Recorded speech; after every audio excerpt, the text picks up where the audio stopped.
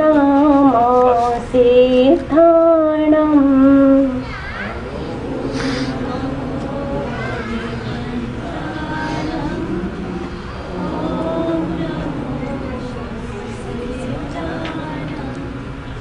Om NaMo आयर्याणम् Om NaMo वज्रायाणम्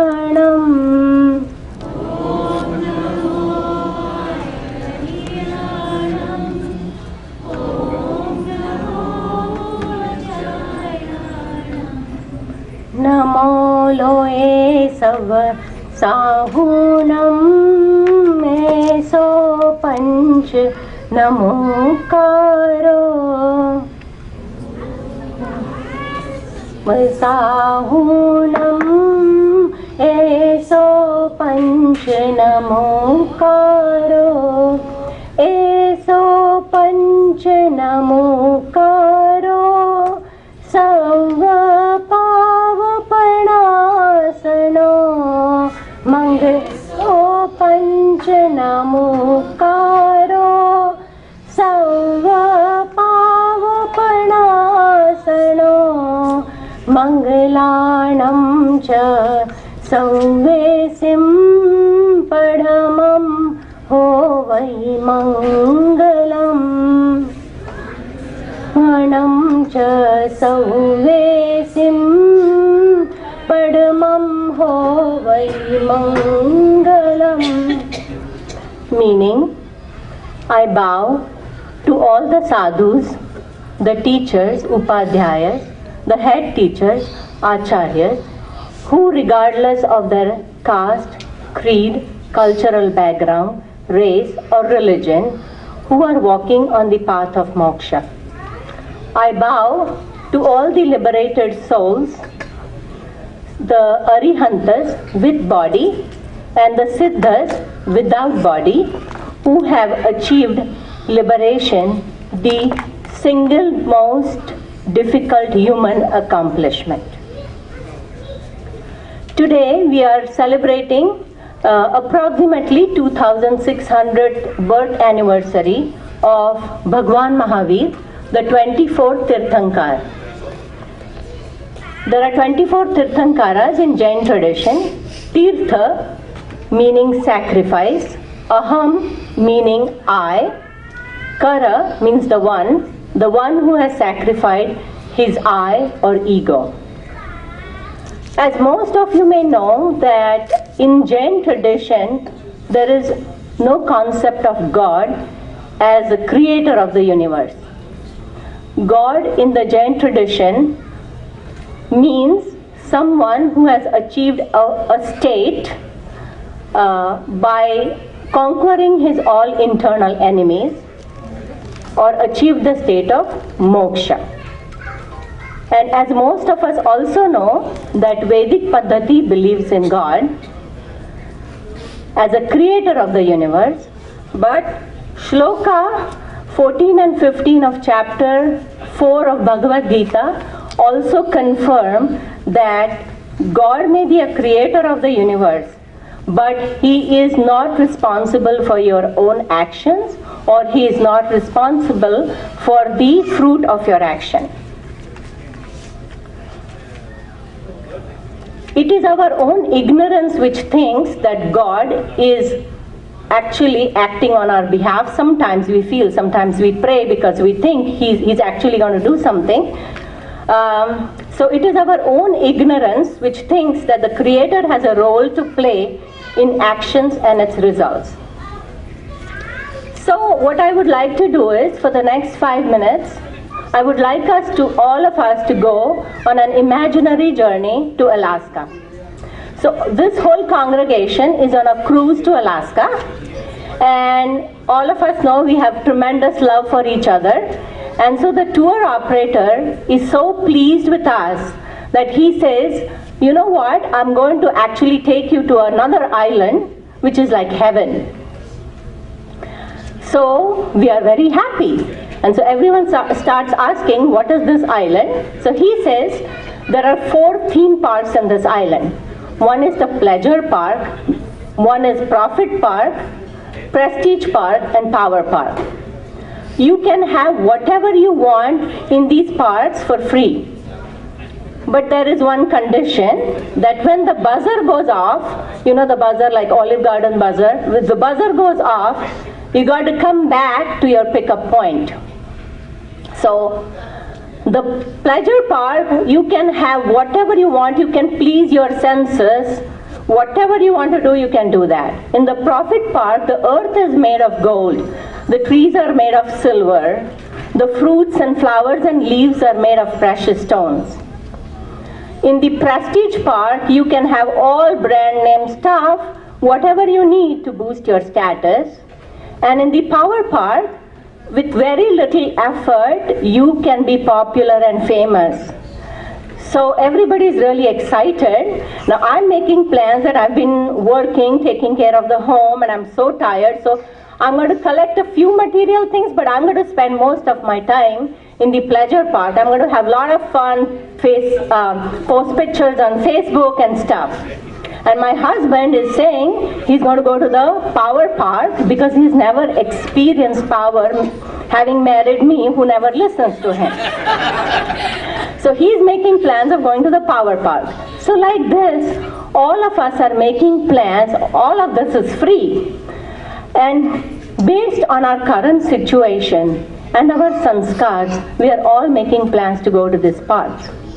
My buzzer goes off and I say, dang it, you know, like the time was too short. I had so many plans to do whatever I wanted to.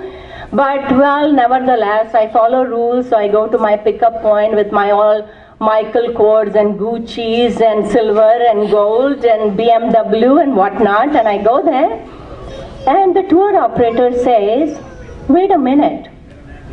What are you doing? I said, well, I'm taking all this to my cruise ship. He says, you can't take all this. I said, sure I can, right? You told us you can have whatever you want for free. And he says, my child, I told you you can have whatever you want for free, but I did not say you can take it with you. Your name, your fame, your memories, you got to leave all of that behind. Does that sound like journey of our life? Yes, it does, right?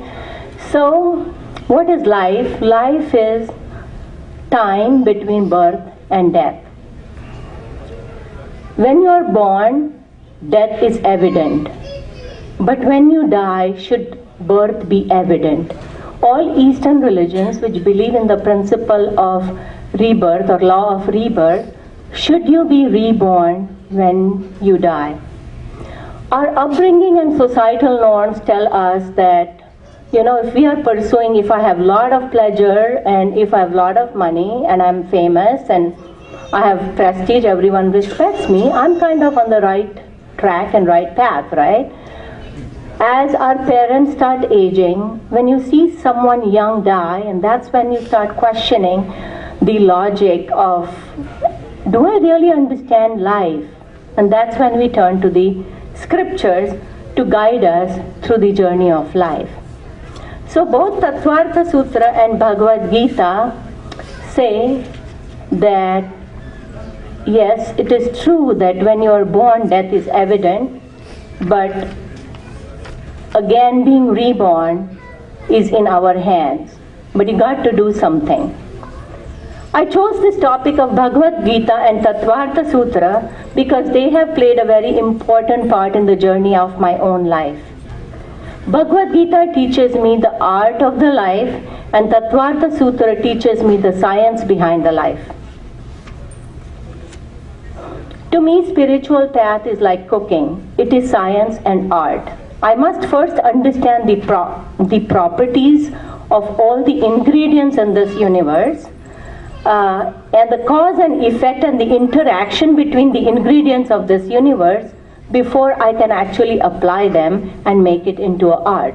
So say for example, and most of the women here know, that if you don't know that baking soda, when it comes in contact with an acidic substance, it releases carbon dioxide and it expands the batter. If you don't know that, what would happen, right? You would use baking soda as salt, or you would put 3 teaspoons of baking soda and the dish is going to be completely flop.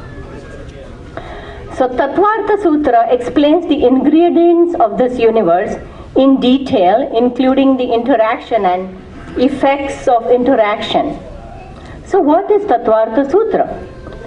What Bhagavad Gita is to Hindus, what Bible is to Christians, what Quran is to Muslims, that's what Tattvartha Sutra is to Jains. So how come not many people have heard about it, right? I don't think many people have heard about it, including some of the Jains probably. And not many people have heard about Tattvartha Sutra is because Jainism really is called as Shraman Paddhati, a path of effort.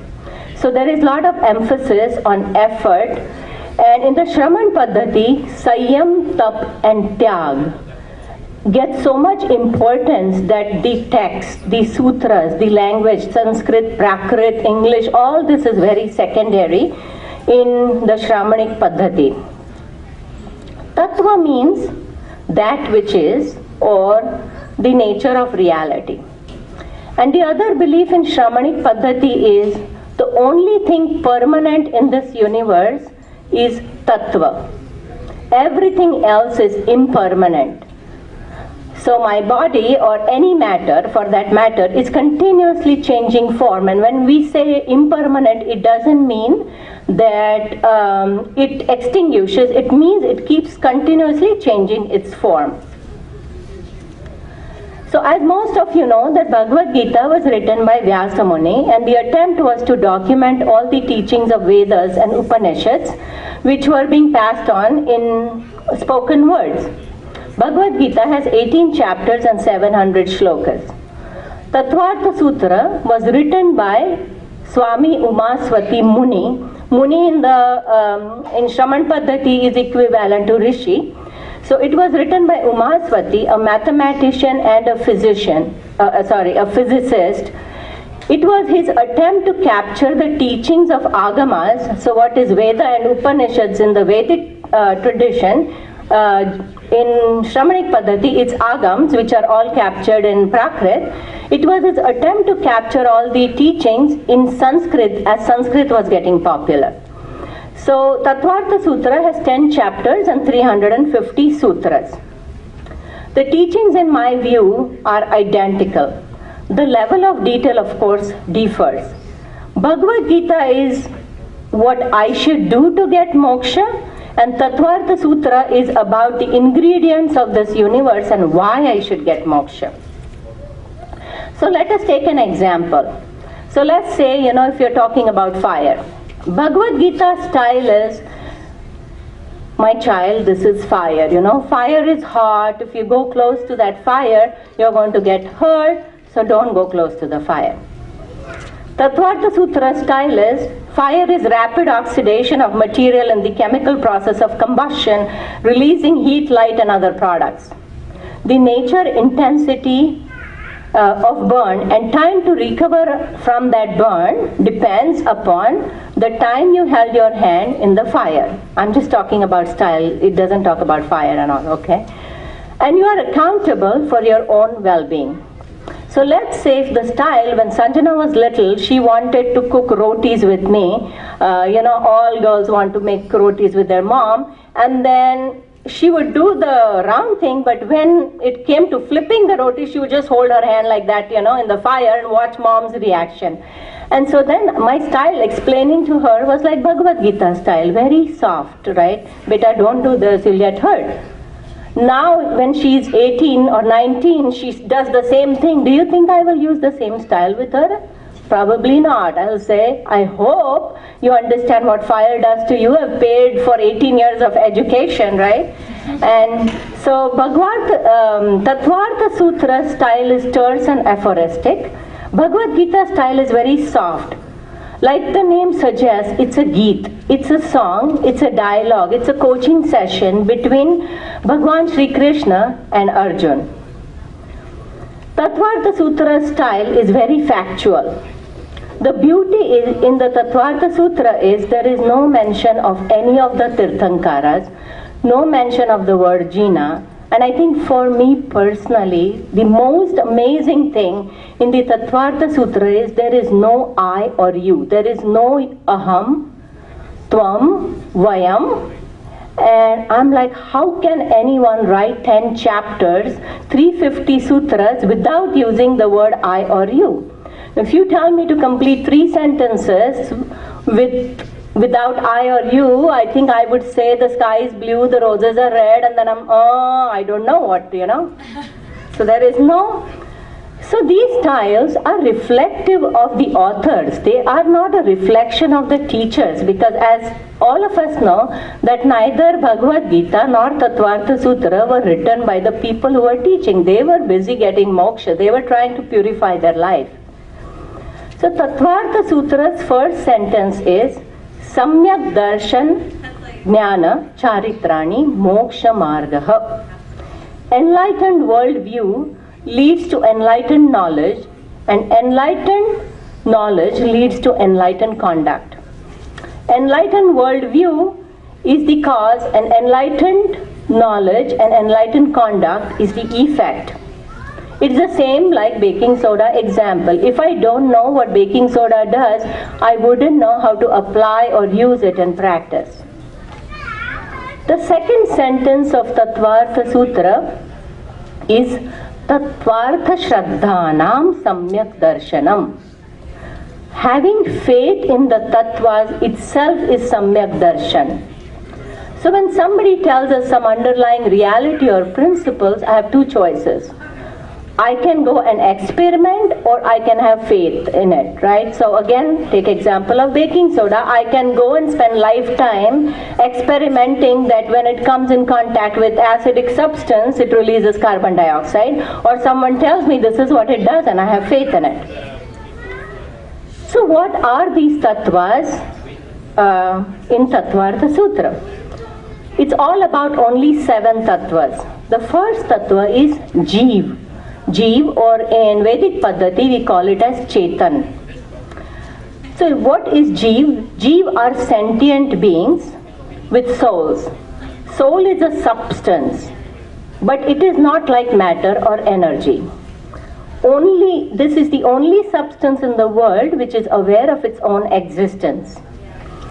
Every soul in its purest form has exact same inherent attributes. So this is the most important sentence, is every soul in its purest form has exact same inherent attributes. So there are 2 types of souls, worldly souls and liberated souls. So liberated souls are the Tirthankaras, the gods, but not Deva. That's another topic, but Dev means something different, and Bhagwan is something different. I think Vedic Paddhati also has the same principle, where Bhaga has 6 different attributes of infinite vision and infinite consciousness and things like that. So it's kind of similar concept. So it is colorless, odorless, formless, and when it is light, it rises above. It is omniscient, it's all-knowing, all-seeing. Worldly souls are with and without physical mind. They are immobile or mobile. Mobile is us, immobile is plants and trees, they don't move. Worldly souls can also have different senses. We human beings have 5 senses, some of the animals have 5 senses, some of the small insects have maybe 2 senses, 3 senses, and then we come up to 1 sense, and that 1 sense is air, water, earth, fire, trees, plants. So all of this have life. It also talks about 3 genders, and one of the funny things is it also talks about gender dispositions. So what we talk about gay, lesbian today, it's all addressed in Tattvartha Sutra, and say that just because of gender disposition doesn't have to be like gender. It talks about 5 different types of bodies and talks about the transmigration of souls, same as Vedic Paddhati, where in this life I am a human being following Jainism, and my past life I could have been a tiger, and my next life I could be a human being following maybe Christianity or Islam. Who knows? Another similar thing is that it is only in human life moksha is possible. So even if I'm born as Deva, Deva and God is different. So Deva is, someone who has lot of pleasures and they are in the one layer of heaven. So 7 hells and 7 heaven is also a kind of similar concept. So Deva also have to take human life if they want moksha. The second tattva is Ajiv. Ajiv means jada or dravya or matter. But Ajiv has 2 things. One is Sarupi and Arupi. So one which has form. So matter, like my body is a matter, it has a form. And then there are other things which doesn't have form, like time, space, medium of motion and medium of rest. So the Jeev and the Ajiv are constantly interacting with each other. They cause modifications to the universe because of their interaction. So this interaction between Jeev and Ajiv is actually called as a metaphysical process. So, and so one may say, hey, what, karma causes so many things, so let us not act at all. And the same topic is addressed in Bhagavad Gita, where Krishna tells Arjun that not taking action is not an option. You have to continuously act even to keep your body alive. And so even this unavoidable interplay is touched upon in Bhagavad Gita. So in the Tattvartha Sutra, the soul has beginningless relationship with karmic matter but not endless relationship. It is in our hands to end that relationship. So the next 5 tattvas, so we talked about two tattvas, Jeev and Ajiv. The next 5 tattvas are related to karma. Karma in Tattvartha Sutra is not fate. It's an action and the result of the action is embedded in the action itself. So karma is actually karmic matter consisting of anus and parmanus, atoms. And parmanu is, sorry, I forget the English word. Subatomic. Subatomic, okay. So atoms and anu and parmanu. So karmic matter serves as fuel that runs the continuous cycle of birth and death. So you require that karmic matter to keep the birth and cycle going. And it is very important to understand the law and mechanics of karma, because it's a very deep topic by itself. Because if I'm ignorant about the law and mechanics of karma, I will continuously keep on attracting karmic matter and therefore never achieve moksha. So now let us look at the 5 remaining tattvas. The third tattva is karma asrava, meaning influx of karmic matter. The fourth tattva is karma bandhan. The karmic particles get attached to the soul. The fifth tattva is karma samvara, meaning the stoppage of inflow of karmic matter towards the soul. So I don't attract karmic matter to the soul. The sixth tattva is karma nirjara, meaning the karmic matters fall off the soul. And the seventh tattva is moksha. Complete elimination of karmic matter from the soul is called as moksha. Is it confusing? Not really. I'll make it simple for you. So let's say I'm entering the temple and I see Sunila ji also just ahead of me, and I say, "Hi Sunila ji," and she is actually in her own thoughts. She doesn't even say hi to me. So in my mind now, my mind is churning, okay? So my mind is saying, till last week she was very friendly with me. She was sending me emails. I was a speaker, and suddenly she doesn't say hi to me, right? So she has of course not heard my mental conversations. I go ahead and my tall and wide husband is in front of me. So obviously I cannot see what is in front of him. Let's say there is a box in front of him. And he he doesn't touch that box because he can see it, but I bump into that box and my nail comes off and I'm in tremendous pain. So what I did to Sunila ji in my mind, that caused attraction of karmic matter, and I caused a karma bandhan. And when I bump into that box and now I'm experiencing pain, it's karma nirjara. Now let's twist that example and say, same, I see her and I say, hi Sunila ji, she doesn't respond. And I say, yeah, maybe her son is visiting, she's in her own thoughts, whatever, I move on. And what happened that time is, did I attract karmic matter? I sure did. But it did not cause karma bandhan. It came, it kind of released immediately as if like I'm a Teflon material, and it did not cause a karma bandhan. So what causes inflow of karmic matter to the soul? Kaya vangaha manaha karma yogaha sa asravaha. Action by body, speech and mind is called as karma yogaha. And this yoga in Tattvartha Sutra means vibration. This vibration opens the door for inflow of karmic matter, and then it gets attached to the soul, or it may not get attached to the soul. So what does Krishna Bhagavan say is, do all your actions with detachment. And why does he say that? He doesn't explain the science. I mean, he meaning the Bhagavad Gita doesn't explain maybe the science, but because you don't want to get into karma bandhan. So karma bandhan, the karma yoga can be done by yourself, or it can be done through others, or it can be done through the consent of others. So just because my purse is there, but my purse is leather purse.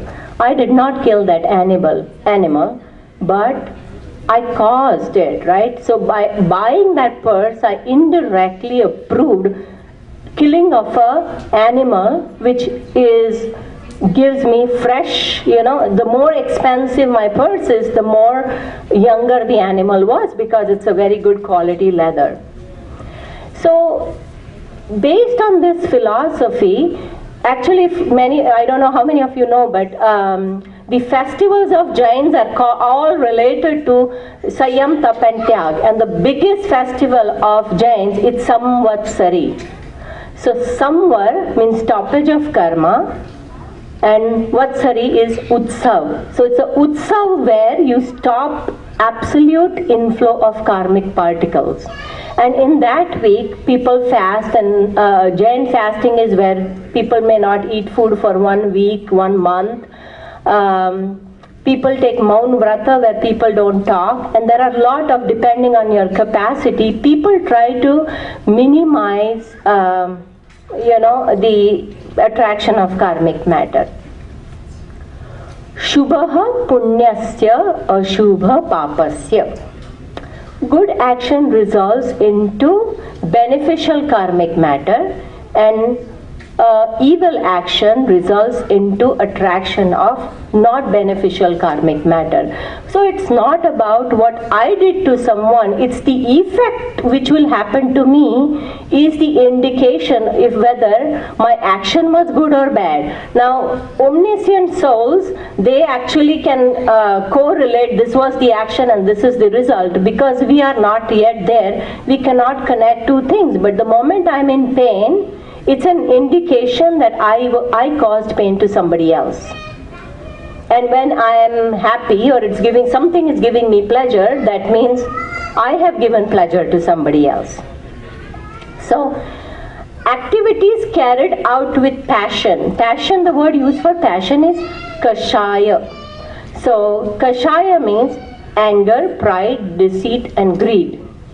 Any activity caused with these 4 kashayas cause long-term bondage, and any activity which is free from passion, so like Bhagavad Gita says, without attachment or without any expectation, does not cause any karmic bondage.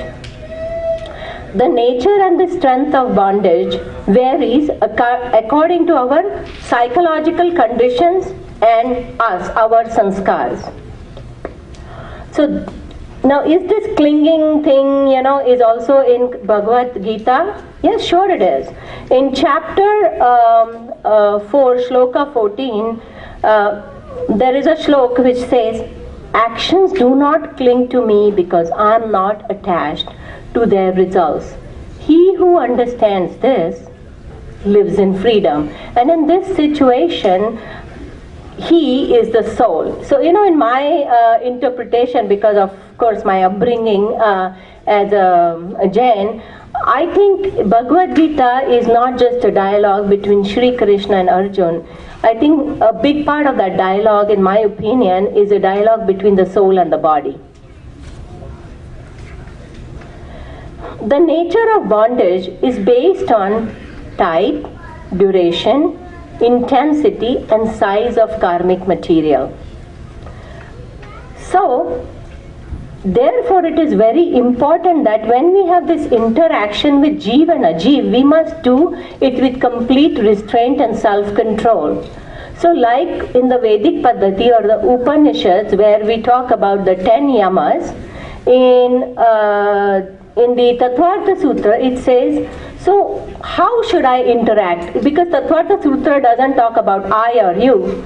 It says, if you interact without this following 5 vratas, you will attract karmic matter.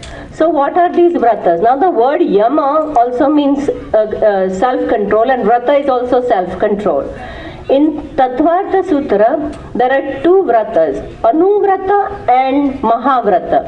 Anuvrata is for householders, Mahavrata is for sadhus and sadhavis. So these 5 vratas, so what is the constraint of restraint we must have in between when we interact? Satya, Ahimsa, Aparigraha, Achorya and Brahmacharya. So if we have as much control in these interactions, we will minimize the inflow of karmic matter to our soul. So why should I interact with self-constraint? Because parasparo pagraho jivanam. The only purpose of souls is to be useful to one another. And so it's very similar concept like Vasudhaiva Kutumbakam. Vasudha is earth and Eva is and Ekam one. So earth is one family. So it's important that we have self-control when we are interacting, not just between human beings, when we interact with animals, trees, plants, every single element, earth, water, fire, everything, because they have soul. And the only purpose is souls render service to each other. So, what does Sanyam do? Sanyam will minimize the inflow of karmic particles, but Tapa and Tyag, Tapa means penance, Tyag means renunciation, will allow us to shed off the karmic particles quickly. That is why the importance of Tap and Tyag. So let's say now the bondage has come to fruition. So Nirjara means bondage has come to fruition. So in my earlier example, I bumped my toe into the box and my toe was hurt and I'm in pain. Now instead of saying, I should not have said that in my mind to Sunila ji, I go on and further say, it's all because of Sunila ji. See, she did not say hi to me, and so I bumped into that box, and if she could have said hi to me, I would not have bumped into that box. And now what did I do? I had karma nirjara. One karma came to fruition, another karma got bound. So the cycle continues constantly, and so in this situation, in this example, she had no clue what was going on in my mind, but that thought itself caused the karmic bondage. So it's very important that every time we go through pain, we coach ourselves that this is a result of something which we have, an action which we have taken in the past, which has caused pain to somebody else, and that's why I'm in pain at this moment. Now most people either say, you know what, I don't want moksha. I am rich, I am famous, I take every possible nicest vacation to whichever island, whatever I want. I have a very loving family, and I am president, vice president of whatever, I'm Bill Gates. I don't want even moksha. And some people say, I really want moksha so bad. And so is moksha a thing, or is moksha a state? So what is moksha? And then a lot of other people, when they say, I don't want this moksha business, actually there are some people who have said, it's for boring people like you. And then some people have actually come back and said to me, you may want to explore the possibility. And I said, I think you're depressed. I said, okay. I'll explore that possibility. But a lot of people believe that God has made this beautiful world for upabhog. It's for my enjoyment. This is the world, right? And I want to make most of my time in this world. So let's examine what is moksha. Moksha is made of two words, moha and kshaya. Kshaya means destroy. And I think most of us know that's why we call cancer as Kshaya Roga, because it destroys you completely. What is moha? Moha means, some people say moha means delusion, but moha comes from the Chaturthi Vibhakti of the word aham. Aham means I. Chaturthi Vibhakti of aham is myaham. And myaham is, which means mine. And so what am I destroying? I am destroying myself. I'm not killing myself, okay? So because I said something like this in front of a white person, so oh my gosh, are you going to kill yourself? No, I'm destroying the I within me. So this I within me is that magical I which causes all the problems. This I within me is unstable because sometimes I like Sunila ji and sometimes I don't like Sunila ji, right? So it's very unstable. It's kind of destructive. It causes a divide. So, I will say, oh, you're Ayyappa, my Krishna, right? And if I meet somebody outside of maybe, you're Jesus and our Ayyappa and Krishna, so it causes that I, you. Whenever there is a I, there is a you. Whenever there is mine, there is yours. It causes my heritage, my daughter. If somebody says, if Anita says, you know what, Nikhil got scholarship, I'm not going to stop there. I'm going to say, you know what, Sanjana also got scholarship, So, my vacations, my status, my name, my prestige, my jewelry, my this, my that, the list is kind of never ending. And if we observe from the time we wake up till the time we go to bed, and we observe very clearly how many of our actions are directed towards that I, and how many actions are directed towards you, as in trying to make somebody else's life better. We see right from, whether I brush my teeth, I put makeup, it's all because I want to look good and I want to be clean, and so everything is related to this I. And who is this I?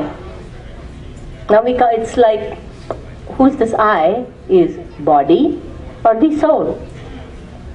Now immediately when we say who is this I, we get into, like, if people who use Excel, we go into a circular reference. So it takes into a circular reference. It's very important, therefore, to constantly remind us that I am a soul. I'm different from the body. My body is nashwar. It is impermanent. My soul is something which is permanent. And if all my activities during the day are directed towards purifying my soul, then I may have some chance of getting there to moksha.